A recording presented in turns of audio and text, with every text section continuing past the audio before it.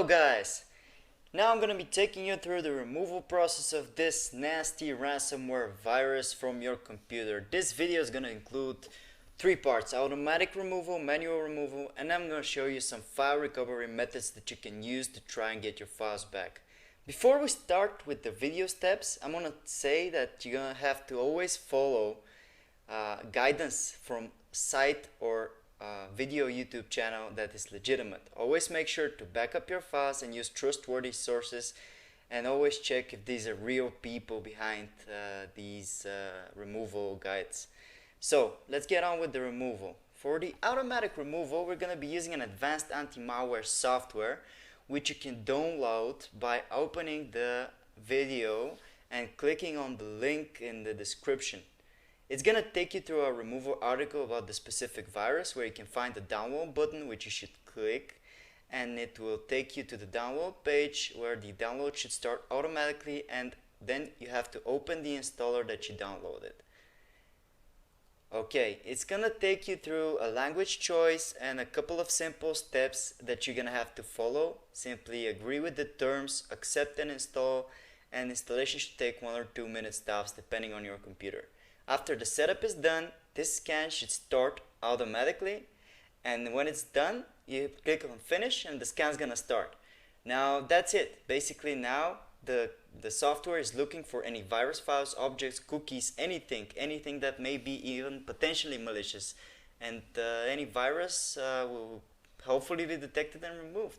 When it's done, simply select the threads and then click on the next button to remove it. It's easy as that.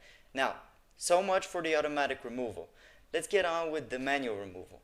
For the manual removal, I highly suggest that you back up the encrypted files and that you have some experience with removing threads. What you're gonna do is gonna copy the files on a flash drive anywhere else on your computer, because you never know what's gonna happen. Your computer is still infected, still in the thread, and at this point you don't know what's going on, So you're going to copy them to a flash drive, set them to a cloud drive, and then you can go on with the removal freely without any worry, because the files could be recovered. Now, let's find the virus files. To do that, you're going to search for Show Hidden Files and Folders. And then you're going to click on it. Alright. In it, you'll see Show Hidden Files, Folders, and Drives. You're going to mark it with your mouse and then click Apply, and then click OK to accept the setting. Now we can find the file even if it's hidden. To find the file, you have to know the name. Usually in the description we upload the names of the files in the article where we do research on different viruses. So you can check if it's there. If it's not, you can check via other ways, which I'm going to take you through. Now what you're going to do, open my computer, and then you're going to type file extension, the file extension exe. In this case, example virus name is just to show you how it works.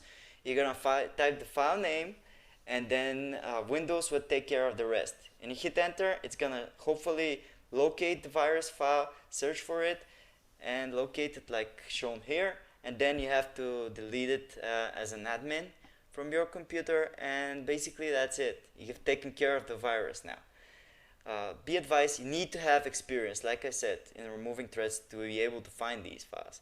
Another way to find them and to clear your registry entries is to press the Windows key and the button R and type regedit. Now I'm going to show you how to clean your registry entry and how to be able to find such files as well. First, we're going to back up the registry by clicking on File and Export. Alright, and then you're going to save it somewhere easy to find. On Export Range, click All and type the file name to be as easy as you can remember.